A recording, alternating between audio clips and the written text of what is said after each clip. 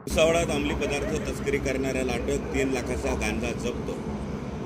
स्थानिक गुन्हे शाखा जळगाव आणि भुसावळ बाजारपेठ पोलीस स्टेशनच्या संयुक्त पथकानं भुसावळ शहरात गांजाची बेकायदेशीर वाहतूक करणाऱ्या व्यक्तीला अटक केली आहे।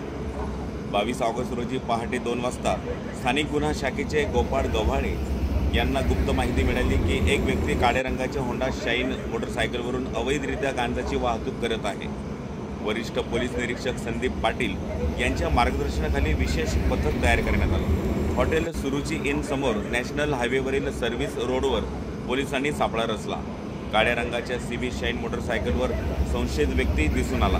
पोलिसांनी थांबवण्याचा प्रयत्न करतात तो पळून जाण्याचा प्रयत्न करू लागला, मात्र पथकानं अत्यंत शिताफीनं त्याला ताब्यात घेतलं।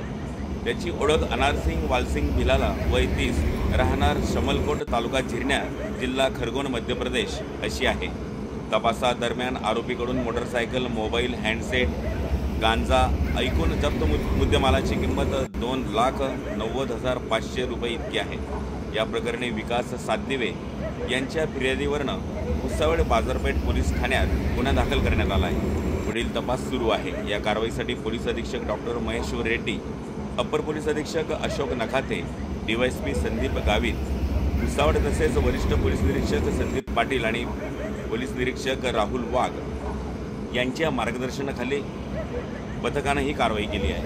पथकात उपनिरीक्षक Sharad Bagal, Ravi Narwade, police head constable Gopal Gavhale, Sandeep Chavan, Umakant Patil, Vikas Satdive, Prashant Patil, Vikas Satdive, Prashant Pardeshi, Rahul Wankhede, Mahesh Somvanshi, स्थानिक गुन्हे शाखा जळगाव तसेच सहाय्यक पोलीस निरीक्षक नितीन पाटील, हर्षल महाजन, परेश बिराडे यांचा समावेश होता। खानदेश लाईव्हकरिता संतोष शेलोडेसह मी तुषार वाघुळगे।